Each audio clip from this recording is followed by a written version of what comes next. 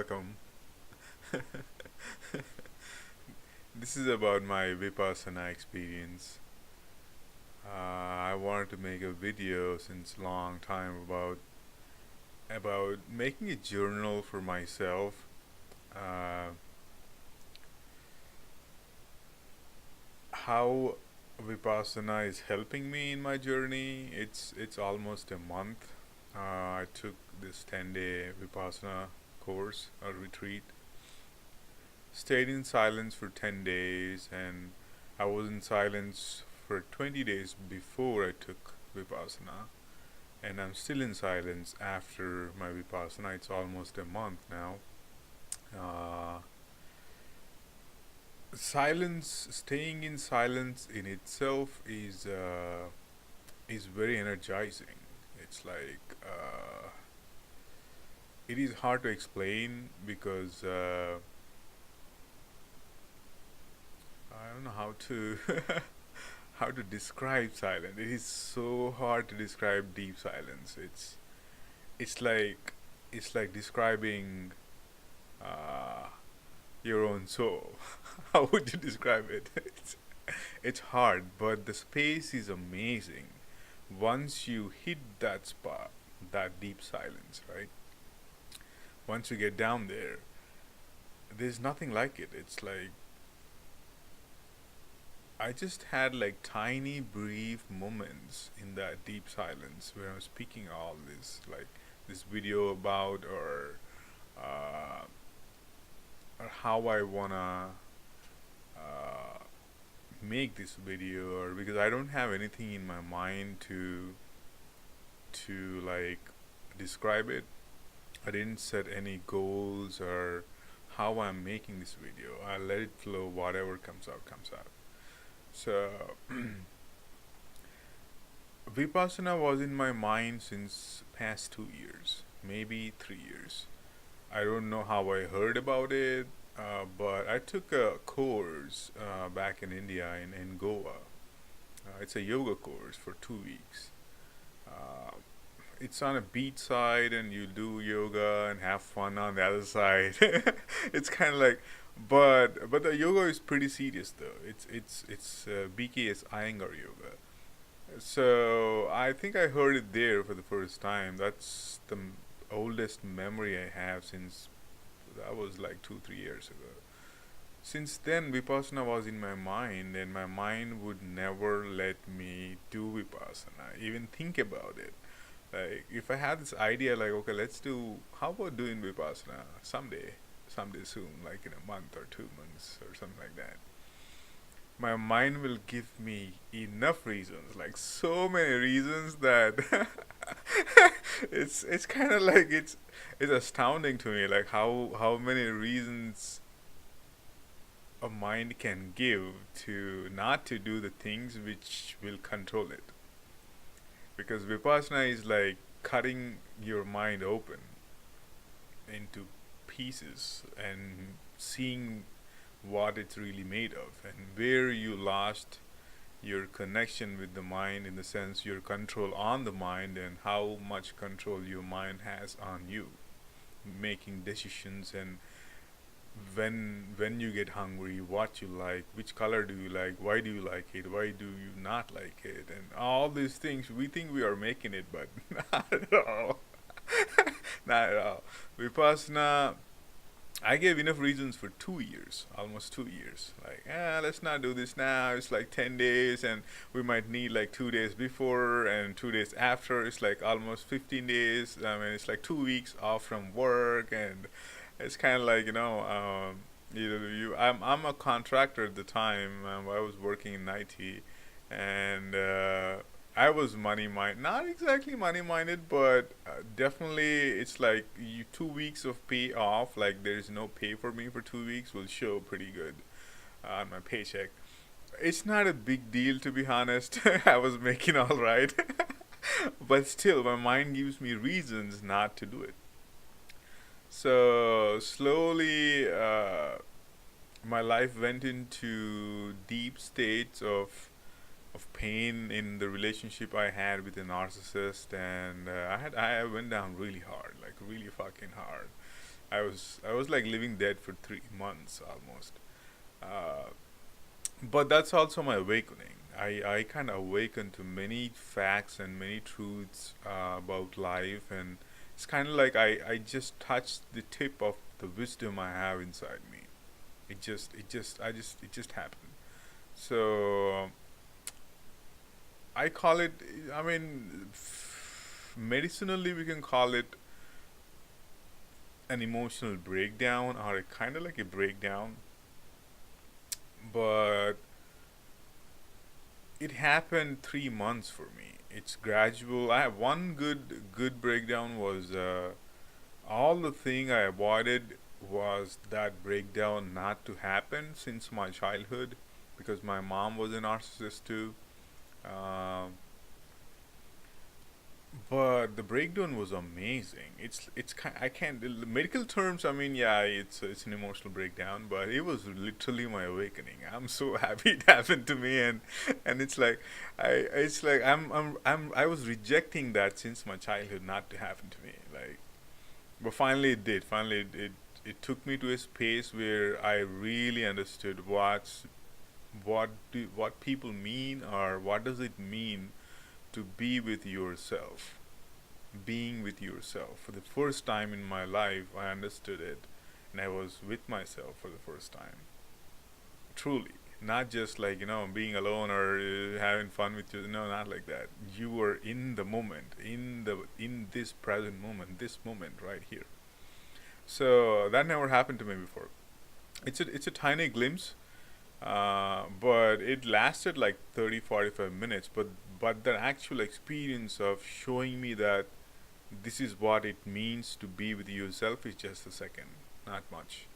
But after that, I surrendered to what's showing to me, and it's this deep inside me. There's this space. It's kind of like it is hard. It's really hard to put a word to explain or describe this because it just you just entered yourself.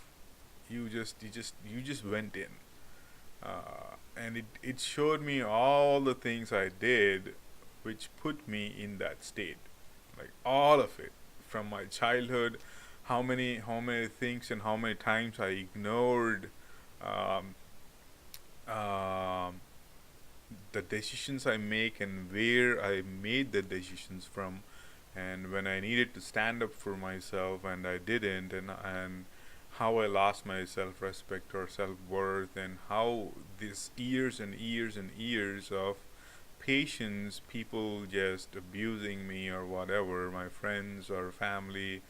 It's like, all this came up, and it showed me it's time to let go all that, every bit of it. Anyone, any person who is just not in sync with your life or not at the place where they're not accepting as who you are, or they want more out of you, or they want you to be more better and more better and more better,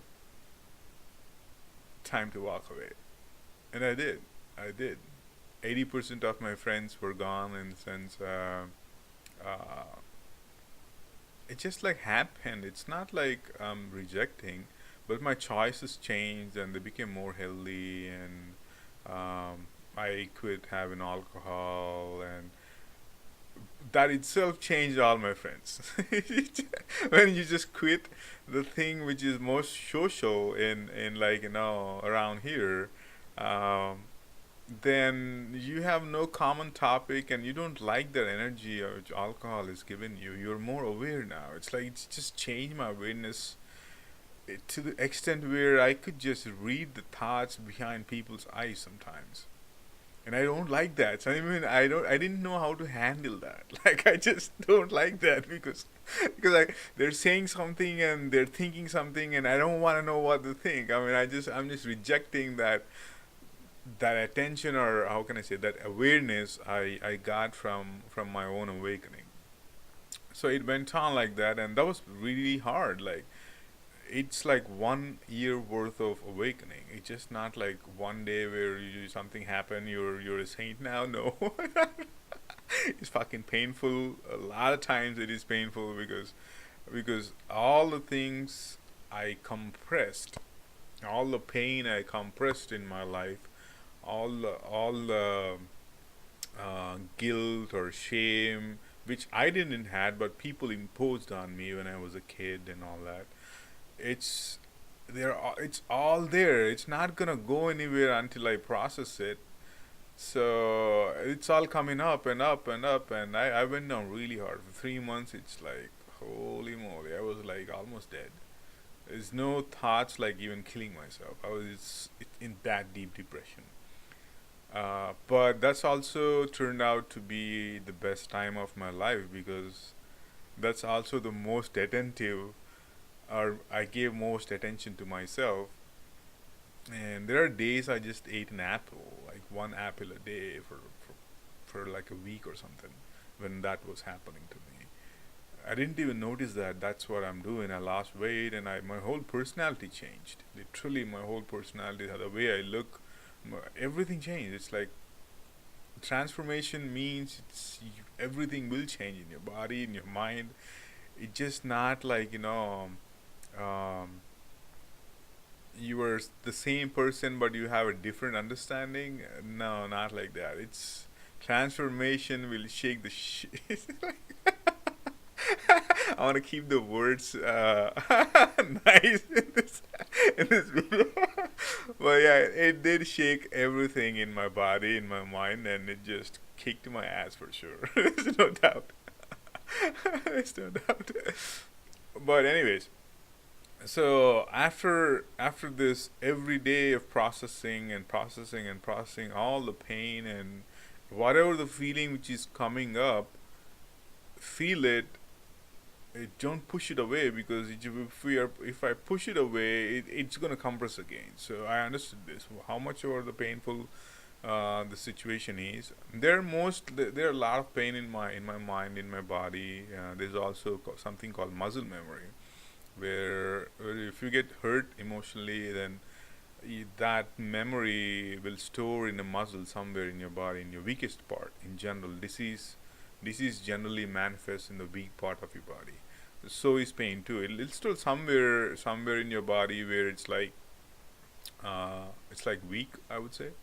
Uh, and I kind of understood that, and I started processing all the thoughts and all the pain I had, and slowly, it took me 6 months almost to process most of the things. Finally, when my awareness rose, like heightened, what I had more than what I had, then I started seeing things very clear, like very clear, like what am I doing in the job, like 8 to 5 job, and um, or past 10 years, what was my life? How was my life look like, and why is it like that? Um, it's Things came up one by one, one by one. It's just coming up and showing me where I'm going wrong and why am I going wrong and what I needed to change. And it just then then I quit my job like a couple of months ago. I quit my job. Today's like what's today? Uh, Feb 3rd, 2018. So I quit my job in November 2017. Uh, and since then, it's not just quitting my job. It's kind of like relieving myself from the matrix, I would say, and if it makes sense. Uh, the social conditioning I had, the parenting, and the things I learned from friends and family, it all literally changed when I had my awakening. The way I see things, the way I think, uh, if I think the word wisdom and where I used to get my wisdom changed, perfectly changed. Like, and it showed me so many things about religion, about love, about intimacy.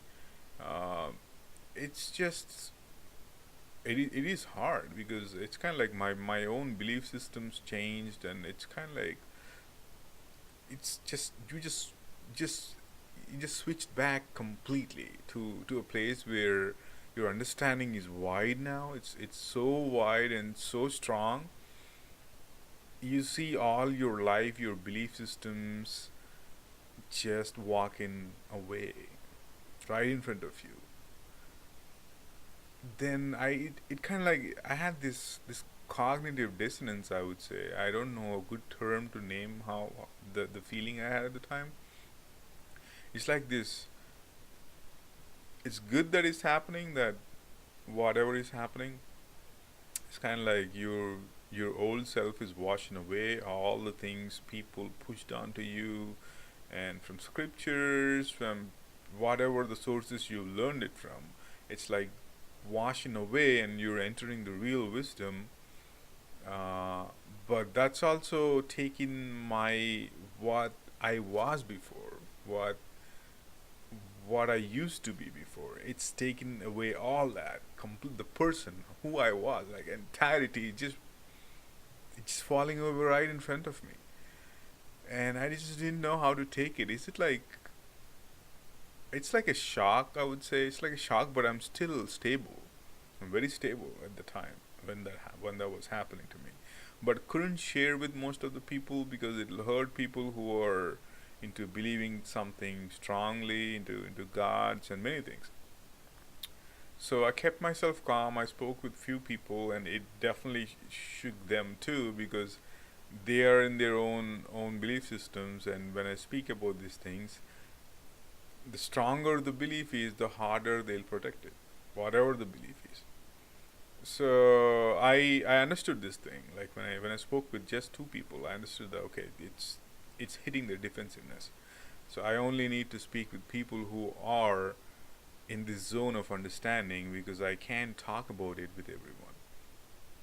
So all these things happen after I quit my job. Then finally I came to a point that I took a decision in a chat forum instantly, uh, and I thought, you know what, let's do this. Let's do Vipassana. It's time. My mind gave me enough reasons to not do it because it understands that I'm going to take control of my mind. It's going to give me enough reasons not to do it, and it did. I booked the date. Luckily, I got like a month before. I mean, it's Vipassana is it's more people understood the benefits of it, so a lot of people want to do Vipassana. Um, I wanted to do before I entered the new year. It's not a big deal, but as soon as possible. But anyways, I got in the week of my my on my birthday too. So it's like in the middle somewhere my birthday happened, but I realized after 4 days. I don't care about my birthday. I never cared about my birthday. It's days generally don't repeat. It's in the past, and it's hard to explain this to people because it's like you're stealing this thing from us. It's I mean in the sense it's something to celebrate, right? But I celebrate every day, like take an hour for myself every day and just sit with myself and have fun with myself and cook some good food. And it's I don't wait for one day and think that that's my birthday. Every day I wake up in the morning, I open my eyes, that's the birthday. That's the new year. That's every fucking festival in the entire world. Because I'm still fucking alive. So that's the way I think. And it took me a lot to come to this understanding. It took enormous amount of pain and so many things to come to this understanding and live this life. Uh, and accept good and bad and whatever the moment presents you, just be with it. Uh, so this happened, and finally I took the decision that okay, let's go. I cannot believe how many reasons my mind gave me not to do it. Even though I don't have a job right now, I'm free and I could go wherever, I could do whatever. I can work from home and earn some money if I really wanted to. I can totally do that. I can support myself. No big deal. Uh, but my mind was giving me so many reasons not to go to Vipassana. But what I did was I didn't listen. I just I let the game of the mind play. Let it do its job. So it's used to certain things. It's used to certain uh, pattern, right? So I need to break the pattern, but I let it play. Like okay, go ahead, give me more. I'll see. So all the reasons I'm just listening to them and letting it go, listening to them and letting it go, not getting into any of whatever the mind was saying, the reasons it's giving me not to do vipassana. So finally, I went down and it was intense. It's like 10 days, 10 hours of meditation a day. It's like 100 hours of meditation in 10 days, and it's not gonna be easy. It is not gonna be easy for people who are like me or first timers, I would say, and had mild experience or very little experience in meditation, and the ideas they have or I had it about meditation was very low because it's an experience. So I did have a few glimpses before going to Vipassana. I knew what where meditation can take me and what real meditation is. Because people think that I do meditation. No one can do meditation. It is not something we do. It is a space where it's a mindset, or how can I say, it's a state of being. It's a state of your mind. It's not like it's like I do peace. You can do peace. You can be peaceful. So the same way meditation is like you can be in meditation but cannot do meditation. Uh, I had a really good glimpse for a good amount of time in the little bit of meditation I did before vipassana. That's how my mind was so afraid, not letting me go there, so that I would have more control. So uh, the first day when I entered, I thought that it's like I don't know. I thought that 10 hours is too much, but also I was so waiting for the moment. I needed a tool because I kind of like I would say isolated myself or in solitude, being a celibate since like 8 months, um, and meeting very few people of my friends because I want to be in this zone without disturbance and all, and to process my pain and everything I'm doing at the time, since past 6 months or 8 months. So, but I really needed a good tool to get in, like super good tool where uh, I know it's gonna be hard. Once you get in, it's a lot of stuff will come out, and it's better for me to be alone with myself. And I kind of like my aloneness. It took me a good amount of time and a lot of patience and a lot of work on myself to be very comfortable with my aloneness to the point where I just don't feel alone. It just doesn't happen. It's amazing when you hit the spot in yourself. Your aloneness is like there's nothing like it. It's like you're connected to yourself. It's hard to explain that because you never need. It's like you're complete. You're not seeking someone who is not complete, or thinks that in a relationship way, when you think we both complete each other. Yeah, that was my past. Now it's like I complete myself. I'm already complete. I would like a person who is complete too. So if that makes sense. So this aloneness, I want to drive this energy I have, or the focus or the interest I have, into a proper direction, and I need a good tool for that. Like, and Vipassana is an amazing tool. Vipassana is is a tool where Buddha used for his own enlightenment. He got enlightened by this method, and this is also the first method in Shiva's 112 techniques of getting enlightened. So Buddha used the first method, but he used only half of the method. But he Shiva's technique is very ancient. It's like it's almost 40,000 to 60,000 years old. It's way older than that, but that's far as whatever the understanding or the proof we have is that to that level. So 40 to 60,000 years, and it's pretty intense. It's and pretty easy too, in the sense it was the first technique for a very good reason, because that's the easiest technique. It's just observing your breath. And but what was missing is, since it's very old and a lot of text of how to do it properly was not there. The method was there, but how to do it in an efficient way was not there. But I think it kind of lost or something. But what Buddha did is he introduced observing the body sensations practically. Like it's dealing with the body sensations, observing your breath, but your attention is way high. So he introduced this practical method into his own practice, where he became enlightened.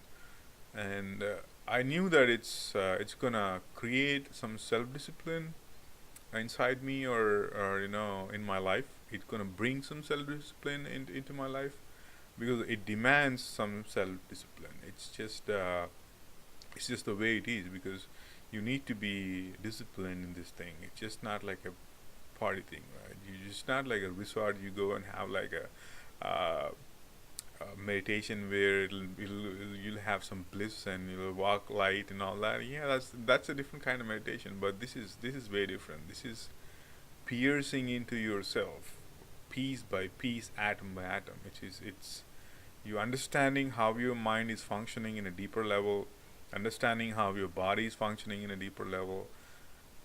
But to go there, your seeking has to be intense too, because to sit for some hours in the meditation without moving, you'll see how your monkey mind gets activated at the time. If you understand the term monkey mind, it's you'll see when someone says that, okay, you sit down here for 1 hour or 2 hours, not moving an inch or a centimeter. Whatever the position you take, you sit down. That's it. You don't move. You'll see how many reasons your mind will give you, and how many things it'll make that and make you feel that it's a reality, that you getting scratches, you're getting pain, you're getting that, you're getting this. But this is the technique I really want to learn, and see, have an experience, not just an intellectual understanding. These are two different things. Meditation and tantra, um, these are about not about just intellectual understanding. These are the techniques where they show you practically and make you understand what we're really made of. Who are we?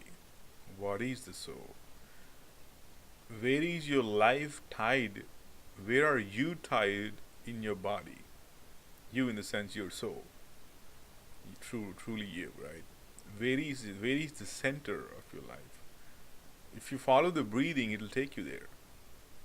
If your attention is high, and you follow, but with Buddha's technique, it's only to the point where you don't follow your breathing entirely where it goes down, uh, but you're just focusing right here. So I don't want to go into describing the technique, because you need to experience it. But I'll give you some experiences I have, so that it might motivate you. But please keep this in mind. Do not compare yourself with anyone. In meditation, when you enter meditation, or enter in the sense when you want to learn about meditation. Never compare yourself or your experiences with anyone. Each person is different. Each soul is different. Their journey is different. Their karma is different. Their actions, their love, every way they perceive the information is different. So never compare. It's kind of like, I'll take it as an insult if my mind tries to compare myself with someone else. I would never let it do that. It'll do it itself. It'll do whatever it want to do, but I don't want to get into that ever. Yeah, it it just, I don't know. It's it's like, every person is so unique to the point where our fingerprints even doesn't match. Or nothing in this entire cosmos is identical. Everything has its own identity or own, at that moment it has its uniqueness. A blade of grass is not even the same. It might look the same, but it's extremely, it's like way out of the world. And if you go to the cellular structure of it and our atomic structure of it, it has a million shades in the colors and all that. So compared to that, I mean, let's not compare to anyone's experiences. And this is definitely my suggestion, or how my pleasing, I would say, because I don't want anyone to compare with anyone's experiences on YouTube with their meditation, because it only creates craving. It only creates, like, you think someone else or someone else's experience is cooler than you. That is not how it's gonna work in meditation. That's not how it's gonna work. Because everything for every person would be same, and nothing would be repeated. An experience will never repeat itself. It's not gonna happen. So then slowly, I went down, and the first day was, I'm all it. It was little weird with me in the sense, it's not exactly weird, but it's kind of like everyone was having a tough time to adjust to the schedule. Um, in the morning, like they ring the bell at 4 o'clock. You gotta wake you gotta wake up at 4 o'clock, and it's winter and just snowing, and it's a hard time to wake up for sure. Uh, um, in the course, when Goenka was explaining about the experiences we might have,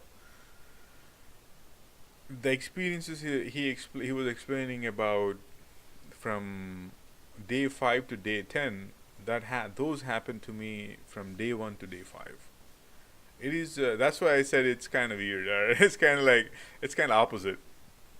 Everyone was struggling for the first to 6 days to adjust to this schedule. I was so easy for the first 6 days. Like, it was like, it's not a big deal. I just woke up and I just did my thing. It was because I kind of like trained myself going before I went down there, for, like, couple of days to a week. I just kind of like trained myself waking up in the morning, and doing the routine where how it is run in the meditation center. So that really helped me. So if you kind of try to adjust to the schedule of the Vipassana center before you go down there, like a week before you go down there, it'll be really helpful, because you kind of adjusted your body to wake up at the time, and eat at those times and all that. So for that, I mean, I didn't have problem, and I was so ready to wake up at 4 and start my meditation. I just needed the technique. I was like in that zone. The first day, and they said, all you gotta do is focus right here in this area, and, you gotta do that, like, for 10 hours. 10 hours of focusing in that small area where your breath goes in and comes out. And the first day itself was pretty deep. It shook me. It definitely shook me. It just kind of like, in a good way. It's not like in a shocking way, but it's like you're not allowed to talk to anyone once the um, once your day begins. Um, you're not allowed to look into anyone's eyes. Please take all these things very seriously. The rules are there for a very good reason. If you are a person who want to go deeper into meditation, and if you want to go and understand or learn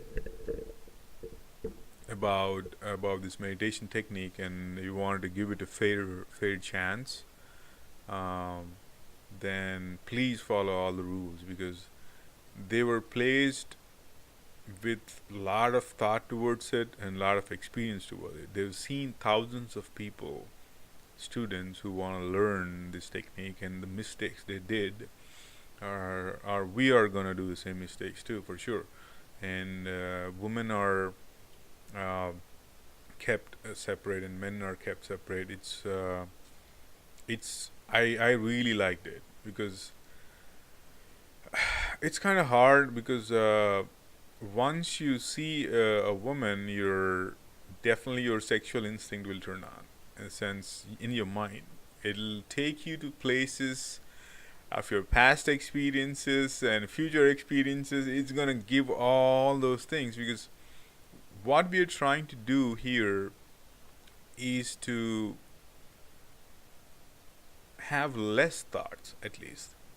If you see anything which is thought provoking and you can't stop it, it's like it doesn't help in your practice initially, because we are not at the place where we just go down and close our eyes, and like in a minute we just enter the deep space. It's not going to happen that easy. It's like we need to have a lot of control for that on our own minds.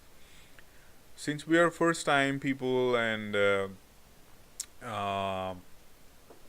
and we wanted to know how it goes, it's I would highly recommend follow the rules, because it really helped me. And it's you'll see why they set the rules, why not to look into someone else's eyes, and or why not to talk to someone.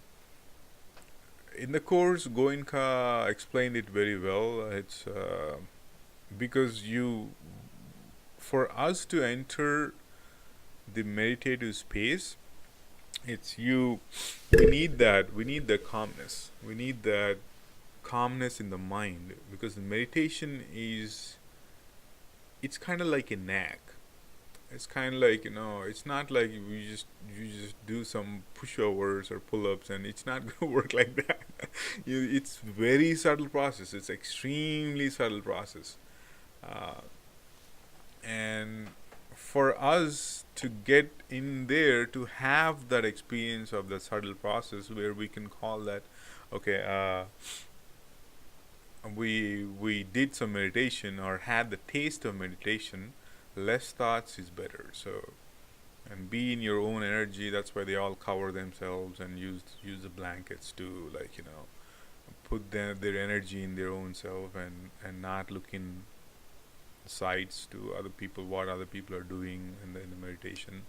This will really help if you're a person who is seeking to go deeper into a meditative experience and really understand what it is. uh, yeah, the day one was, I just understood the technique was given to me. And day two morning, I just woke up at 4 o'clock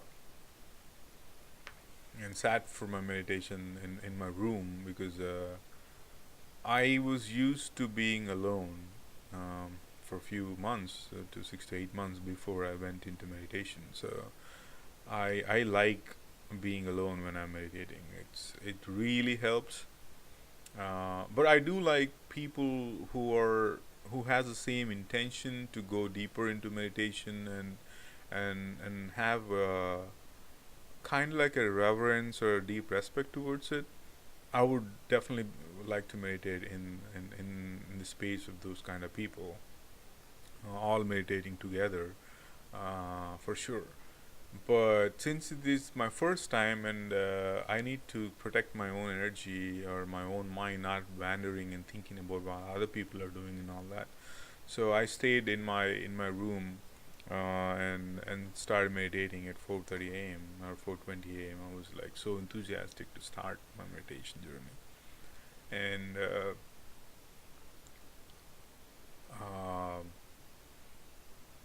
it was for the first 1 hour. It was like, first 30 minutes, I would say. I had some struggle in a sense with the mind, wherever it's wandering, it's running around, and it's just doing all the thing it generally does when you sit for meditation. It'll take to your past memories, your holidays, your whatever, right? Are talking like whatever it observed when we walked into the meditation center. Since then, to waking up and doing my meditation, all that period of time, my observation about people, about things, about it's just coming up. So it took me a while. When you focus, when you it's the first, there are like two levels in this, right? The first technique, the day one technique is called anapana, which is I think it's Pali language, where it's 2,500 years ago, the language of Buddha, or the people who spoke Pali. Anapana is watching your breath. You are pointing your complete focus of your entire mind to one direction, just watching your breath. Goenka said you can just have your attention towards this area like that, like in this whole area. But I pointed it right here. I just I this big area wouldn't work for me for some reason. But for most of the people, big area is better. They can feel the sensations. But to me, pointed area is way better for me to work with. So I pointed it to a place, and I started focusing all my attentions, all my mind's energy towards it. So wherever the mind wanders, wherever the mind will take you, you take it easy and be nice to yourself and pull it back. Okay, so I just went down and just had a blast in my thoughts now. I let it come back and focus again. Let it come back and focus. The whole first 3 days would be like that for many people. Uh, but it was different for me. For from day one to day five, it was way easier for me. So I focused, and I told myself, okay, let's come back here, let's come back here. That happened to me for the first 30 minutes, um, and after 30 minutes, I was able to get in, and my whole focus is right here, entire focus. And I started feeling my heartbeat. I started feeling pulsating, this sensation of electromagnetism, or I don't know how to name this. This is like this tingle energy right here. So it's weird. It's weird to feel my heartbeat there. Like Goenka said. But the thing is, before even that happened, he even told the next day that he told that you're gonna feel the heartbeat. But I was having it the day before. This was little. I think it was little. I would say surprising or uncomfortable, or because to me, whatever he was saying is like this experience I'm describing should happen from day 5 to day 10. But this is my first day in this trying to go, go, and it's like my whole focus was pointed towards one point, and my thoughts were gone. It is absolutely amazing. It's like I gotta take a moment to describe this properly.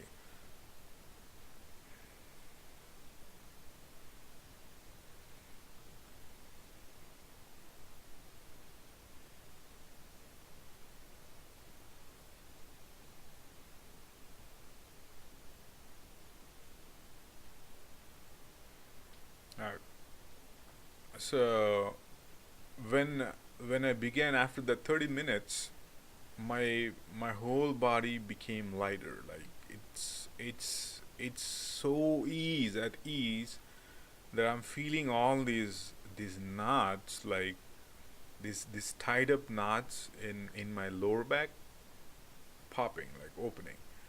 Every time that happens, I feel like I'm going down like that. I felt like that I'm going down like that. Uh, but actually, I was pretty straight. I was like not moving at all. There was no movement. That's how I was feeling when the knots were opening. It's like I'm going 1 inch down in my body's shrinking down like that. So that's how it felt, and it continued for probably 30 minutes or something. Like my body is like at ease, and I could focus on one direction. And there is some mind chatter going on, but I can take a glimpse, and it's like I'm getting into the meditative space where there were less thoughts to also coming back to the mind where there are thoughts. Like this oscillating is happening for the next 30 minutes while my body is relaxing. My knots in my lower back is just popping open. Not only lower back, my shoulders, the whole body, the entire body is completely relaxing. Piece by piece, I felt it. Every second, I was aware of what's going on. It's like going down and down and down. The whole tensions in my body. It's mind blowing. I think a lot of people had this kind of experiences. It's just amazing to see. It's like you. How can I say this? It's like you're observing your process of sleeping, how your body sleeps, but you're awake. That's why it's the whole experience is like this. So it went down and down. My whole body just calmed down, complete calm. I never felt like that. That's unless I did something, like I took something, like smoking a joint or something, right? So I used to a long time ago. It's kind of like that calmness, that slowness comes to you when you're at peace with yourself. So that happened, and it went like 30 minutes. It's like 1 hour is gone. So totally, I sat down for 1 hour 45 minutes almost, uh, around, not moving, not moving a centimeter. Whatever the position I am in, that's it. I logged it. There was pain. There was pain in my knees for sure because I had my ligaments are pretty weak in my knees. So sitting in a lotus position for 1 hour 45 minutes for a beginner is not easy. It's hard. But I wanted to see how far I can go and how far I can bear the pain before I surrender or let open my legs and get out of meditation. So I was in this spot for like 1 hour, and it's like my hands, the position I was in, and my legs, they they started hurting really bad. Like my deep inside my knees in the joint, I could just it hurt. It is just hurting like hell. So, but I still sat down. And I'm whatever my mind is saying about the pain, I'm diverting it to go to one point axis to my nose. Whole focus there. Okay, there is pain. I understand. I approve it. There's pain. I mean, it's gonna be pain if I'm sitting down for 1 hour. So I understand that. I'm not gonna give into it yet. I want to see how far I can go. I told that to my mind and let it settle and focusing on my nose. Uh, and slowly after like I did that, and the pain is getting intense, and my focus is still on my nose. I'm not moving my focus at all. Finally what happened was there's this vibration in my head, like a mild tingle vibration. It's it's so subtle, it's extremely subtle, where you need extreme attention to even feel it. It's like it's just right here, the whole face. And it's kind of like that vibration or the energy is like coming down slowly, like little bit, slowly. I felt it strong when it came here. I felt it that okay, there is some vibration here in this area. There's definitely a vibration, or this feeling that. Uh, so this is my one of the first day and one of the main experience I had in Vipassana. If you imagine from here to here, you have a pipe inside. Let's just say your whole this area to this area is like a pipe, right? And if someone is like holding it and squeezing the pipe, how you would feel inside. But it's a gentle squeeze, not like hurting you. It's like you can feel the squeeze. Or how can I put this into words? Okay, let's just say you ate a huge piece of something, or a huge piece of candy, or a huge piece of bite, and it's going down, and you can feel it. It's just going down from your throat, and you can feel it going into your abdomen, right? So you understand that feeling. So from here to here, last 4 breaths before I had this experience, which I'm going to describe.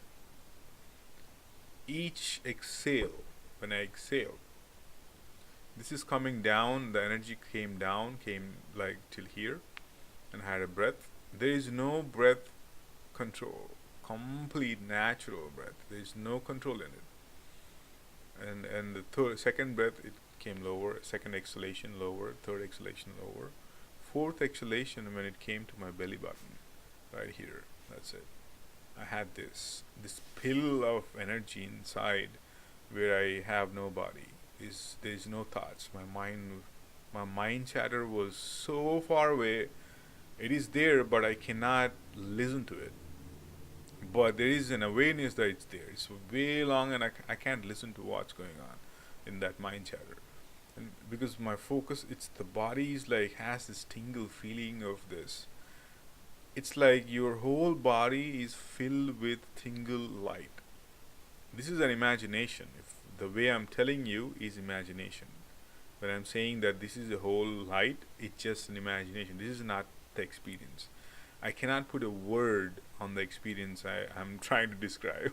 So I had to like give a little bit of imagination for you to understand.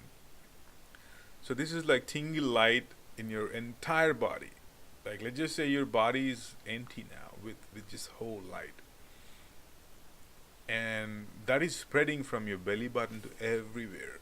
To this everywhere where you are becoming lighter and lighter and lighter and lighter and lighter and lighter. This feeling of bliss is rising. Step by step, the bliss is going higher and higher and higher and higher and higher.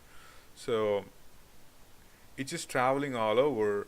But before this happened, the pain was so intense that also my hands and my feet were numb completely. I cannot feel my fingers.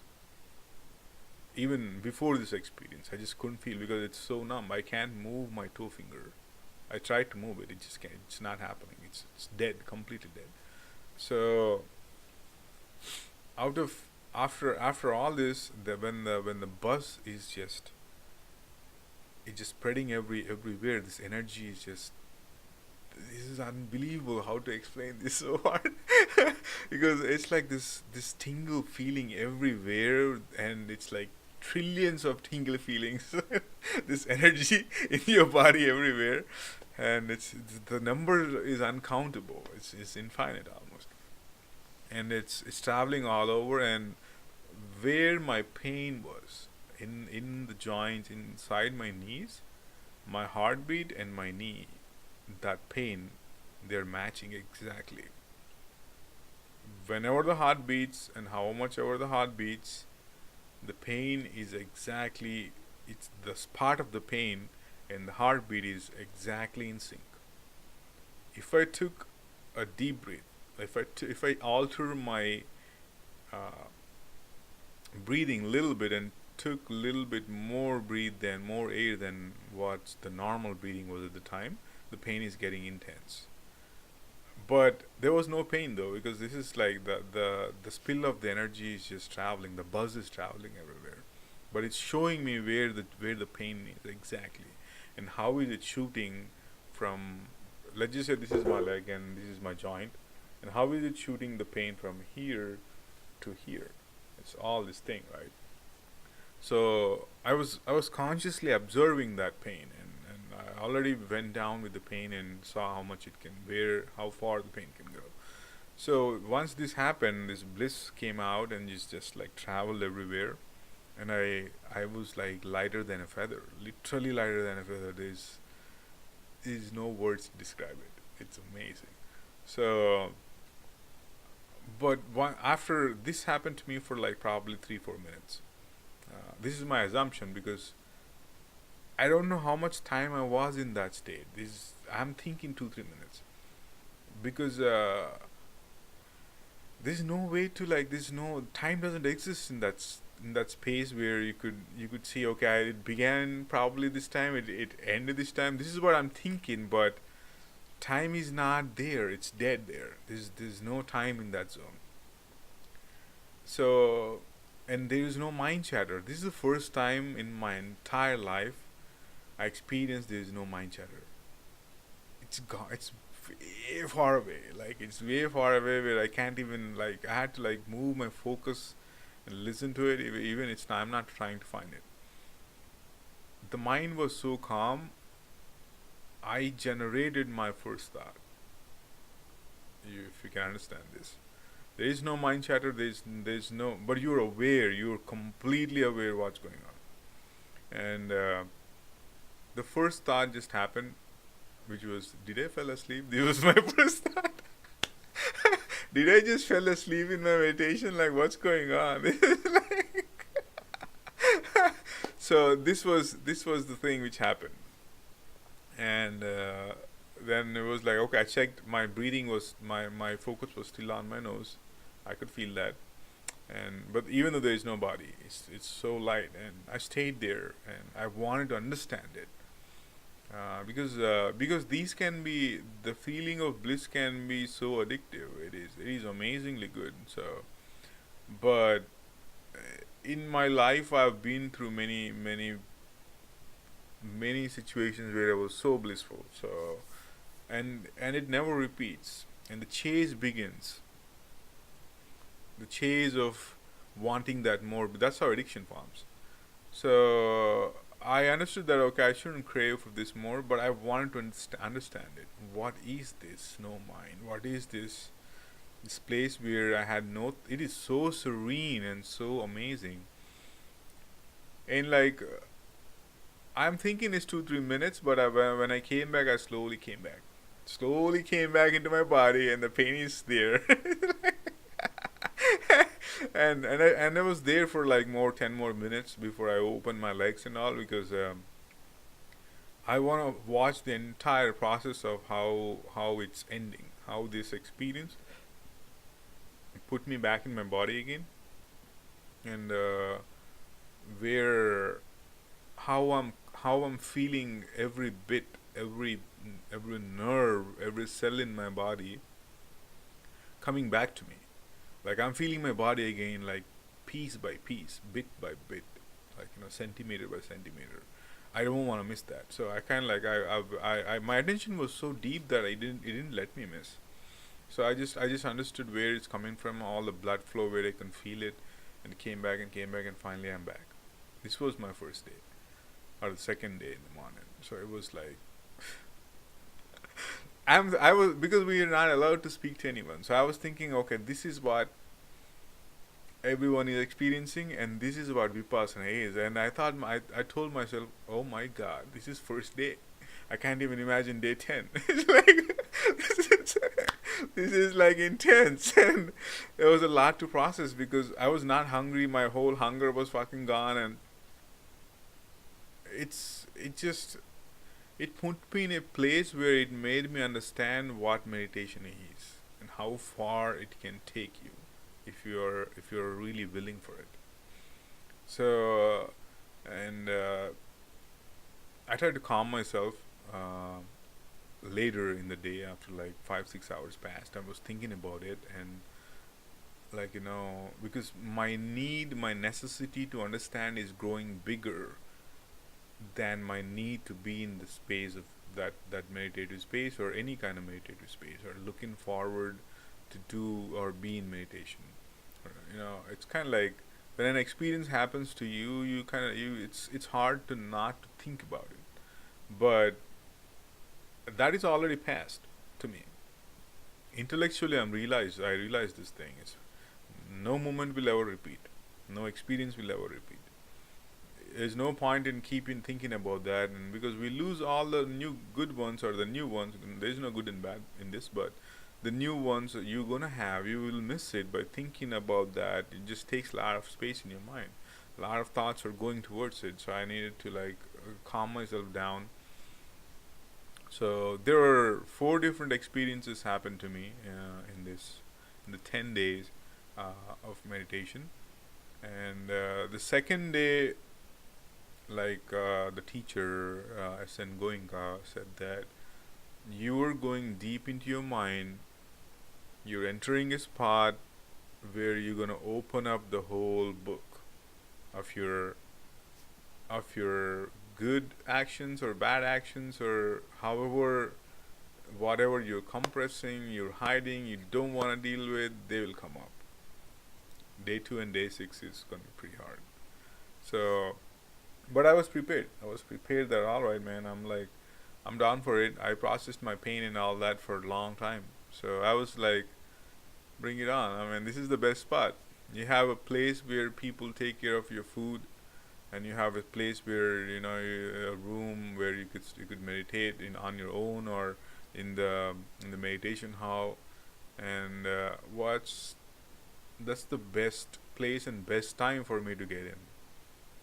Yeah, there will be there'll be pain. I might cry and all that. If that happens, but I processed enough of it, so I didn't had pain at all. It was painful tears are not there. So it's like I was hoping maybe somewhere deep down it was maybe even though I processed all of it or most of it, there might still be some pain somewhere hidden, or a feeling where um, because it opened up memories from 20 years. I remember things from 20 years, way older, like super old memories. I can't even believe that. There are so many things which popped up into my mind, like out of the blue, it just comes up. I'm like, why this? Like, why? Why? What is this? No, there is no sync between what you're thinking right now and what that memory popped up from 10 years, 20 years ago. So, but everything, the feeling we needed to observe, I needed to observe at the time, and I was ready to take it, wherever it takes me. I'm just ready for that. Slowly, the day 2 definitely did cut open some pain, or the feelings I do not want to like deal with it. Excuse me for a second. Yeah, which the things I do not want to deal, or the things I just want to let go, or the things I said to myself that I already processed it. I don't need to do that again, and all these things. Mind does that, right? So yeah, but it came up. It came up again. I'm like, all right, okay. I thought this is done, but this is not done. Okay, let's sit with this and see what feelings what those memories will bring up onto the surface. And this whole method is about being with the body sensations and not getting into any sensation, not getting into judging it or involving in it. You let yourself feel and do not react to it. This is what Vipassana is about, or closely. I don't want to explain everything here because it needs to be experienced. It's not something where we can talk about it and intellectually understand it. There will be intellectual understanding, but without having experience, it's not gonna be. It's not worth it. So, and I definitely would love anyone to go and experience it. It's kind of like my wish. Who needs this technique, and the technique itself will come to you for a very specific reason. So it's like you're chosen to do this or something like that. It's visible after 10 days. It's for me, the people who are first timers, who never did any meditation, it might sound little illusionary, but these techniques will come to a person for a very specific reason. And I started doing it. The second day, my emotions stirred up, and I needed to process some. It was not that bad. It was pretty comforting to know that okay, these things I thought that I processed, but they were somewhere else, and I also had a technique right now to like let go or not feel it, or just let it do its job, but you watch, not react to it. So I was there, and Goenka said that second day would be a little harder, but it was not that hard for me. It was for some people, he said that it's like for some people who have pain, definitely it opened up the door. So third day, day three, where the main vipassana was given to me, or to us, to all of us. The third day, the first 3 days, you just the technique is anapana. You just have to watch your breathing. Focus your entire attention to the breathing. That's the uh, technique for first 3 days. Then they will give you vipassana after 3 days, because you need that to understand vipassana, because you have to raise your level of attention and understand diverting or focusing your entire mind to a single spot, to one spot. So that needed to be done, because we never most of the people, I think, who were first timers like me, don't know a process where they can focus their concentration on.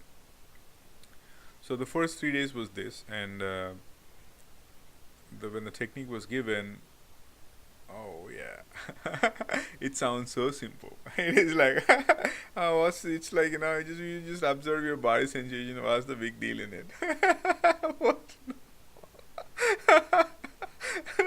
It's not an easy journey for me, but it was very fruitful.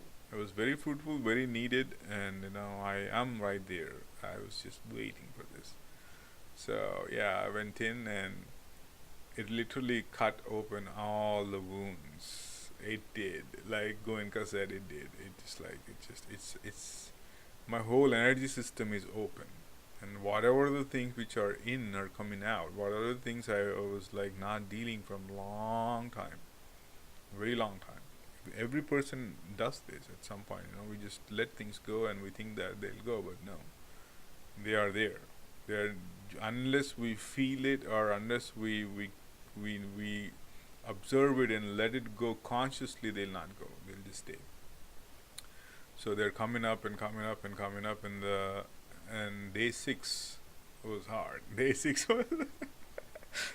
was the toughest day for me, in the sense, tough in the sense I was not able to calm my mind for 5 hours. It took me more than 5 hours, I would say, more than 5 hours to get my mind to the point where I needed to, because it want to do so many things. I want to do that. I want to do this. I want to do all over, because you open yourself up, and it's running all over right now. It just spilling everywhere, because that's how it does. That's how the mind works. And the teacher said that everyone here will understand how insane their minds are. And I did. And I did understand how insane my mind was. It's how the thought patterns are, and why the thought patterns are, how you think, the negative thinking, the positive thinking, the reasons for it, and it's everything is like coming up to me. It was little too much to take for me on day 6. But the third day, when my second experience happened in the evening time. The evening time, when I was like in this spot in the room, and I was just in that deep meditation spot again, but not too much bliss. There was not like bliss like the first time. This time is different. It's kind of like, I'll tell a little glimpse of it, because I don't want people to compare. because it needs to be experienced, and unless then it might be illusional to someone else, or imaginative to someone else. But for me, there is no imagination. There's complete clarity in this, and this experience gave me a glimpse of how ancient people understood about chakras, about the inner body and the outer body and the mind, and tiny glimpse, tiny glimpse how Ayurveda was written, and how they really understand the anatomy of body without even dissecting it, but just closing their eyes and doing meditation. This is the glimpse which is given to me, or I felt this experience. I felt my heartbeat. I felt the shape and the size of my heartbeat and how it is inside, and the arteries and the nerves and all the muscles or nerves or whatever we call them. F- from it's kind of like this egg shape, like from here to here to this point. So when my heart just beat, like it only stayed for 4 or 5 seconds, not more. I felt the size of my attention was so in, like, so deep. It just I've it's hard to explain. So it's kind of like I felt the size and the shape of my heart and the arteries and the nerves and all the things, all veins, and till here, to my eyebrows, deep inside, like inside my body. When it pumped like this 4 times, I felt the entire system, all the nerves. This is mind blowing to me. Like, it just took me a while. It just really took me a while to for my mind to, or for myself to understand what this really is. Because this is not imaginative. This is not something where I close my mind and imagine. This is clarity, complete clarity. And this gave me an understanding of how the ancient people wrote all these things. And damn, they're so far ahead of us. So damn far ahead. It's like unbelievably far ahead. We are not even like, if it's like 1,000 mile walk, we are at 0.00001 mile. It's like a long fucking walk. Because it's, then I understood that where I stand in this journey.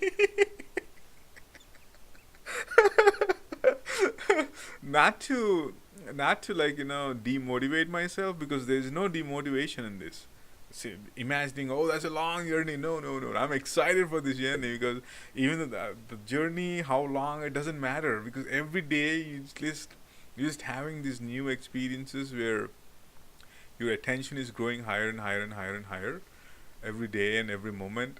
It's about, like, your awareness. It's growing every day. It's like, I thought that, probably by aging, and, like, I might, like, gradually lose some part of my memory and some part of my ability to think or to solve problems or whatever. It's growing higher. It's with meditation. It's different, dude. Like, once you get in, it's like it's this. The mind only improves with meditation if you're doing it right, and the choices you make will change. The people you talk to change, and this experience is amazing to me. For me, it's like, it's mind blowing, because it is extremely hard to explain it, and but that also gave me all the ancient people, how they wrote about things inside. There were, in Ayurveda, there are like 300,000 formulas of plant medicines. How they understood all these plants, and how the plants are changing the chemical structures and the arteries or the veins or the whole body, how they alter it from the cellular level, not just pharmaceuticals is chemical level. This is way deeper, where your body is making itself. They understood it in this level, so it just, I feel so blessed with this experience, where my interest got deeper to learn now. So it's one good thing. I mean, this is the second, and the third was day 5. which was really painful, which was a painful experience, but very blissful experience too. So day four we were given day four or day five, I don't remember, but we were told that we can. This is called. It's like you're sitting for 1 hour not moving. There's no movement. There shouldn't be any movement. This is called aditthana. So you're intentionally sitting down with strong intention that you sit down in any position you want, with your spine erect, and you don't move from that. Whatever the position you take it. And before the meditation starts, once the meditation starts for 1 hour, you're not supposed to open your legs, open your hands. They should be like that. You can't even move an inch or a centimeter. You're still.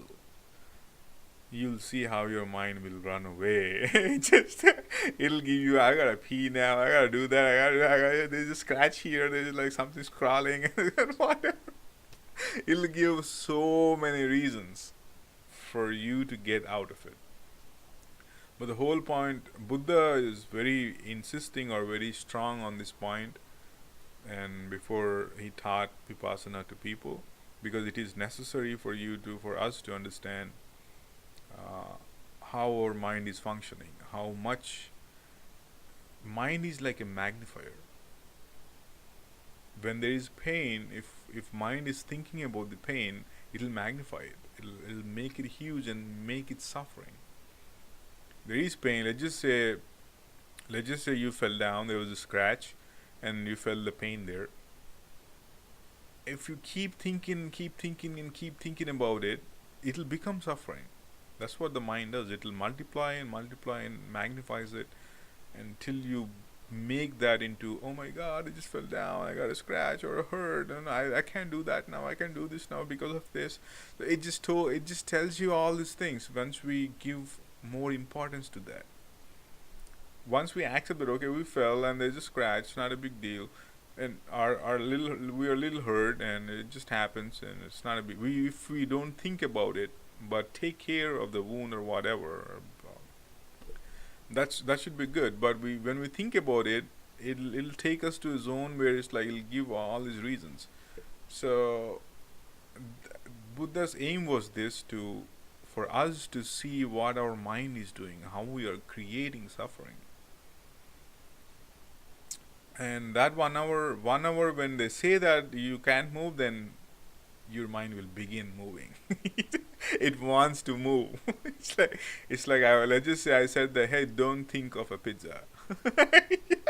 Yeah, right. It will. So this is how our mind functions right now. So and you're taking control of that. It's not gonna be easy because we never did that before. In the people who are, I'm talking to people like me who are first timers in Vipassana. So this happened, and it kept going and going and going, and it's like, I had to pull it back. So after 45 minutes, you'll have all kinds of pain. It's like everywhere it hurts, and your mind will magnify it for you. And my knees were a little hurt, but even though they're hurt, in general my knees are weaker, so they make this knocking sound all the time, like that. This cracking sound all the time, every day, like probably 20 to 30 times. It runs in my family, so almost all male people's knees are weaker in my family. I still need to find a way out of it. Like, I'm trying to find a way out of it. In yoga, there are some techniques and stuff which I need to look, and I will definitely get into this. So it's kind of like after 45 minutes, it's the feeling of my knee pain was so intense. It's like I think I didn't sit down proper or some. There is pain before too. I sat down for 1 hour 45 minutes on the second day, but cannot sit 1 hour on the fifth day. It's weird. So, and inside my kneecaps is this this shooting pain just started, this pulsating shooting pain.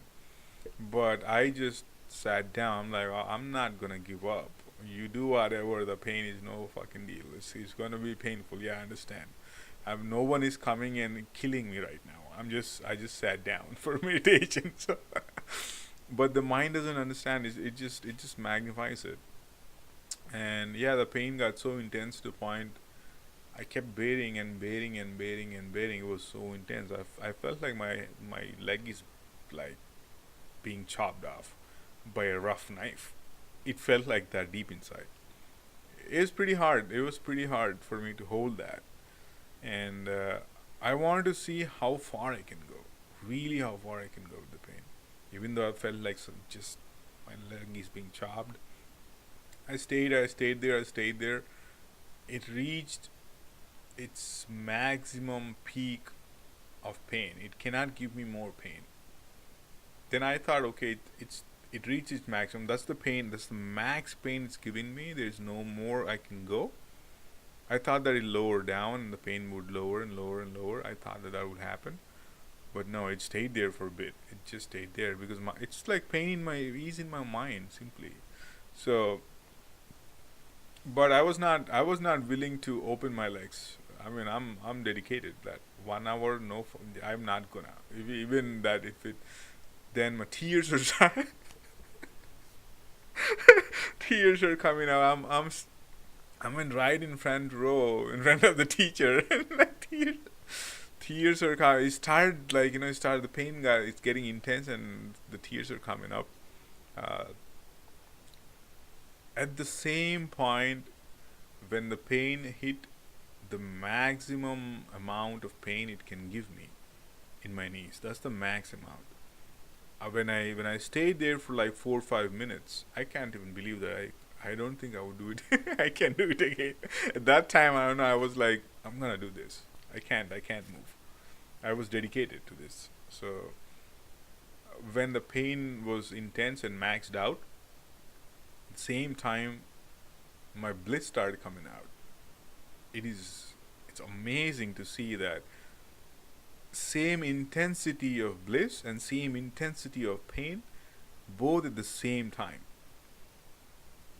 And there was like this big smile on my face which I can't wipe because I'm trying to like push it down not with my hands, but it's uncontrollable. It's just, but I can't move, right? It's still, well, the 1 hour is not done yet. So I can't move, and there's this big smile and the tears are just popping out like crazy, just like I'm tearing up, tearing and tearing up, because the bliss and the intense pain and the intense bliss at the same time, it is it's unbelievable. To it never happened to me that I don't even know that it can happen, that you are in such a kind of pain, like you feeling that your leg is being chopped off and you're in bliss at the same time. I had no idea that this can happen. So I was just sitting down and like, whatever happens, they were. Then finally, after 50 minutes, I think 50 minutes or closer to 1 hour, I opened my eyes. I just can't take it anymore. I'm like, because I'm still in meditation, but I had to open for like a minute or two, because my eyes are just flooding, and this bliss, I can't stop this bliss. And the teacher was seeing. I saw the teacher saw me, and there was an assistant teacher. There was a person on the other side in the women's section. She was crying pretty hard. Not pretty hard, but it's very audible to everyone. So, like someone is crying deeply.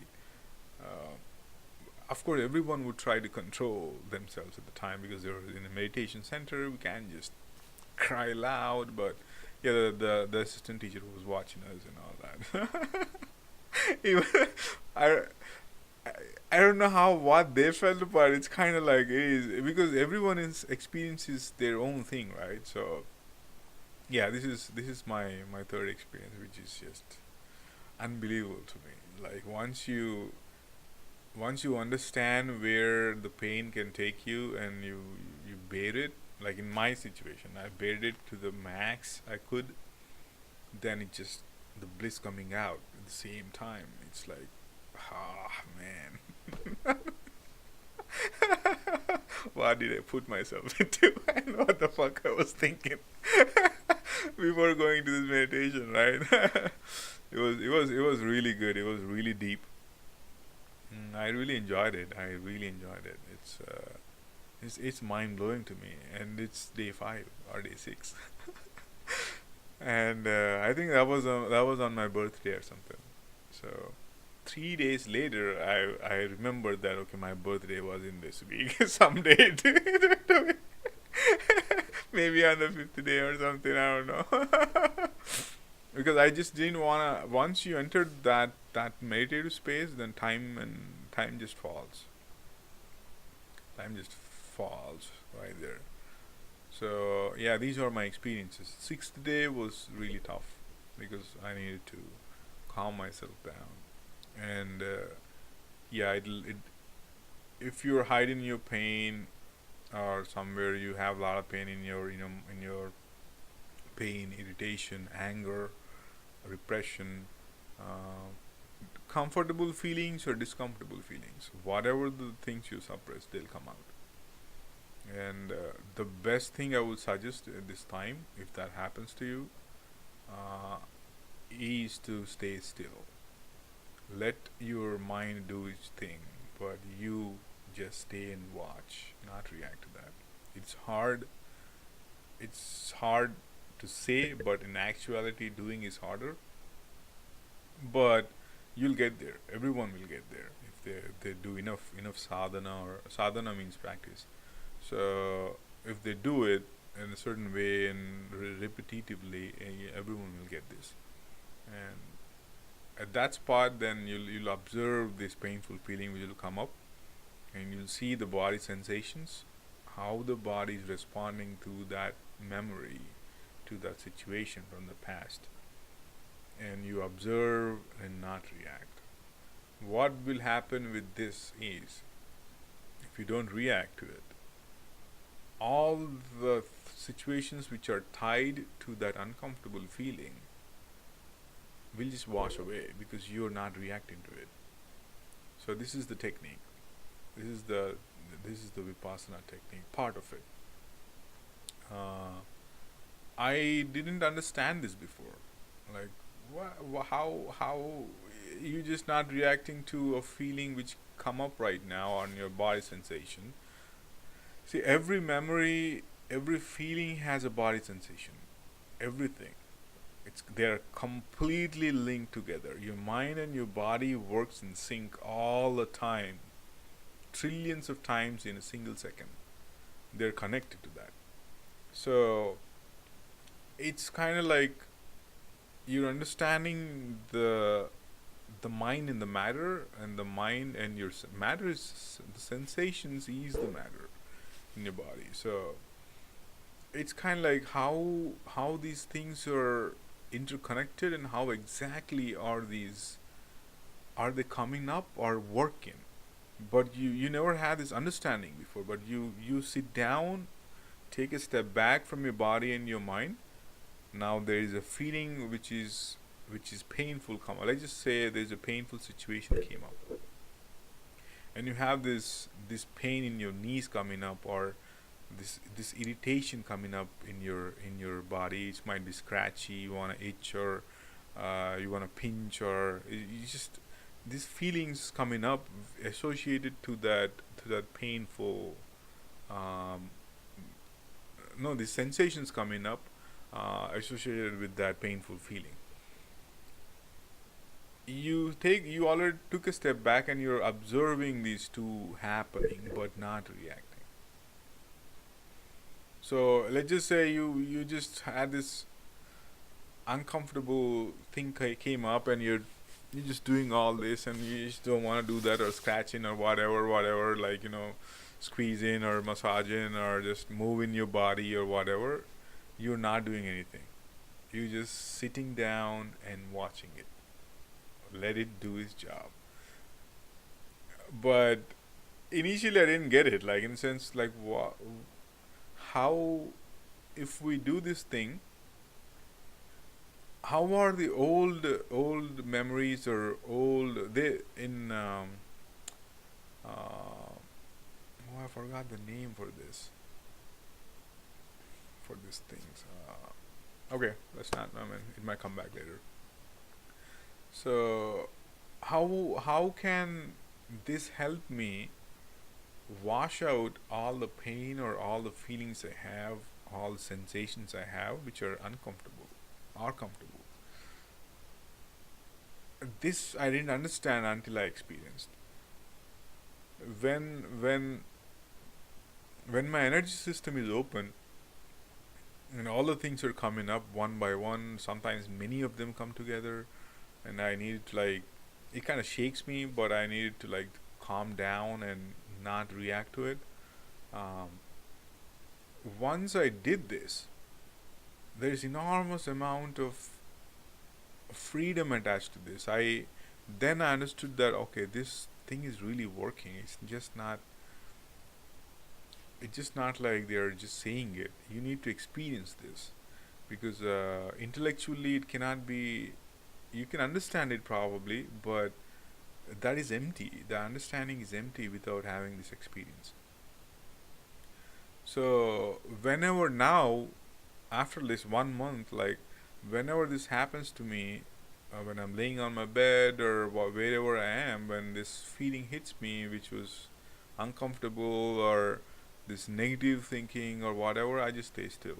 I just want to stay still. I just see where it's coming from. I observe it and I let it go. And I observe my body sensations, how a bad feeling or negativity or negative thinking um, is creating what kind of body sensations. I'll observe them, I'll observe them happening, and I let them go. Not indulge in it. Most of the times I'm able to do this. Once you get down to this stage and once you let it go, you'll have this lightness coming up. This heaviness will, I don't know how to explain. It's like you'll feel more lighter, and more lighter, and more lighter, and more. Your mind, the clarity improves with this lightness too. And then you'll see, okay, all the things happen in your life and why they're happening. Let's make these changes slow, one by one, step by step. Take it easy, and there's no rush in this process. It's a very subtle process. So yeah, and this is where I'm at right now, and I'm also interested in one more meditation technique called Shambhavi Mahamudra. This meditation technique is also given by Shiva, and this is also a very powerful meditation technique where you focus on your eyebrow right here, but keeping your eyes in between. I mean, do not do it by what I'm saying here. Please do not. You need a teacher, a really good teacher, to initiate you in this process. Shambhavi Mudra is not something you want to play with. You definitely need a teacher for this. It's like Isha Meditation Center. Sadhguru is the person I want to learn from. So I'm attending his workshop. I think he's doing it in April and May this year, 2018. One in Los Angeles, and I think in April in Los Angeles, and in May in Philadelphia. So I would definitely attend this because Shambhavi Mahamudra is. I have this in my mind way before Vipassana. I don't know how I got this in my mind, but this is a very intense thing. It can actually do a lot of good things for you. And when you're dealing with something powerful, it can either benefit you or it can either harm you. It's like you're dealing with something very powerful. You're That has to be always with you, in my view. For me, I see these are very powerful tools, and I attend to them with certain divinity in my mind, and when I do this, and certain reverence towards it. Um, if that is the right word. Yeah, and I would love to do Shambhavi Mahamudra. It's in my mind. I'm just ready for this. It's like you just you focus your eyes upwards, pointing it right here, and your head should be higher, so that your focus falls in the between eyebrows naturally. If you put your head a little higher, tilt your head a little higher, and if your eyes are seeing right here, your focus would be at your. This is called Agnya Chakra, or your third eye center, right? So, and locking your tongue upwards. There are many things in this. I did a little bit of research, but I did not try this. I will not try. I will not try from any YouTube video I watch. I only watched it for intellectual purpose.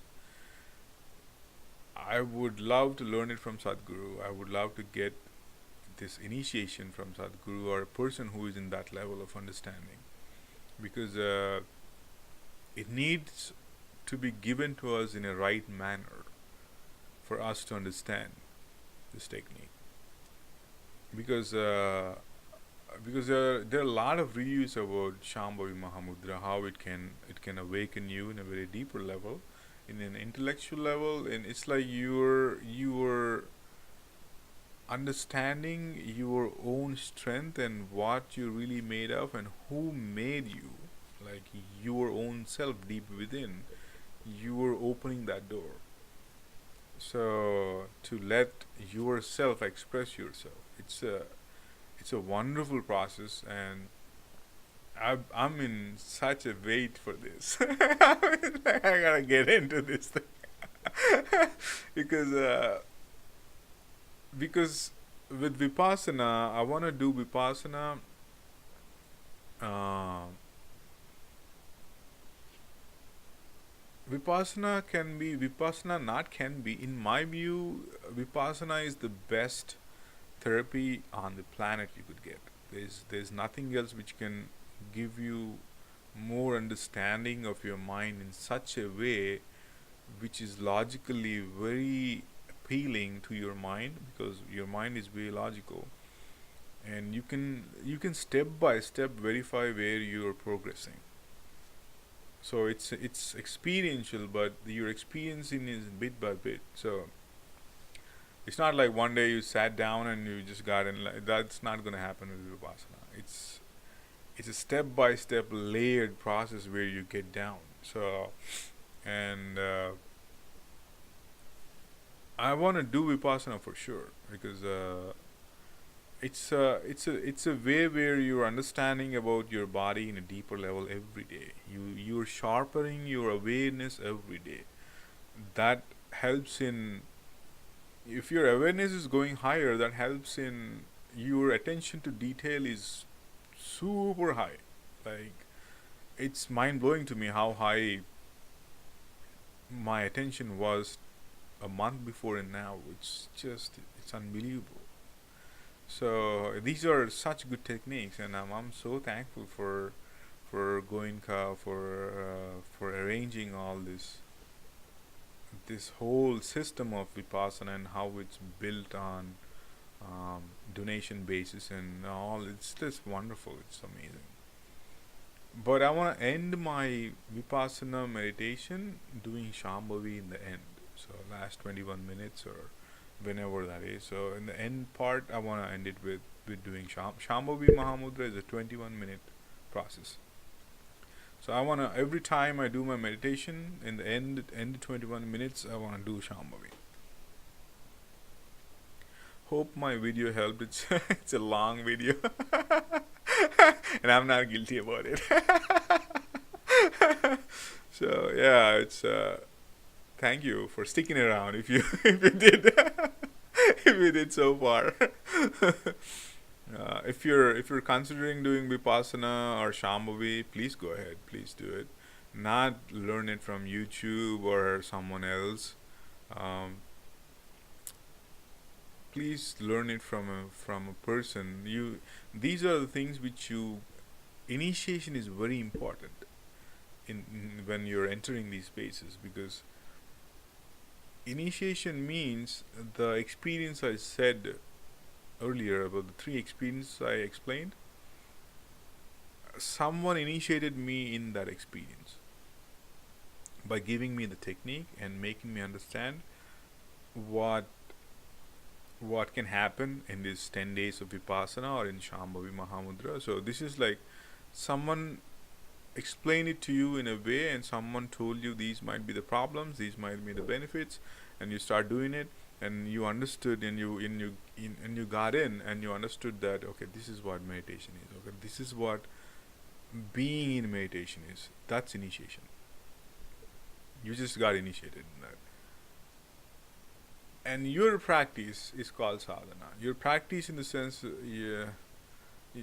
you come home and you're starting doing it, and you entered the space again and again and again, and you entered in a good, deeper, more deeper spaces, and your clarity is improving, your awareness is improving and improving. And this is your practice, but for in order for your practice to happen really in a really good way, the initiation has to be proper. It has to be proper. So Vipassana, it's always there is nothing else like that. You gotta go to the center, like 10 days of amazing food. The food is so good. It's like they say simple vegetarian food, but it's really good. It's really good food. I mean, I can't ask for more. Eat less if you're considering, because you can meditate. You can meditate if you're with full stomach. You need to be half empty. I mean, because this is how the body works, right? If you put more food into your body, your whole energy of your body will go to digest that. That's how we feel if you eat meat and heavy foods, or stomach full, too full. Then you will be sleepy, because it's all the energy would go there to process it and digest it. But you need all the energy in right here, not to go right here at the time for meditation. So but initially, the day two, day three, when they had everyone, when they had a little glimpse of meditation, they themselves will stop overeating. It will happen because you just can't follow the instructions, or you can't. It just doesn't happen. So try to eat as less as possible. It definitely helps. It definitely helps. So if you're doing vipassana, I'm grateful for you. Please do it. It's gonna help you. And if you're considering it, it's put the reasons of the mind aside. It'll give you many reasons. That's its mind is always fearful. It will be there. It'll create all the fears and give you enough reasons. I have kids. I have that. I have this. I gotta go. It just happens. So, but this is you're doing it for yourself. You're taking time, 10 days, to understand yourself in a deeper level. It's like nothing matches this. Nothing matches this. So yeah, all the very best to you, and namaste.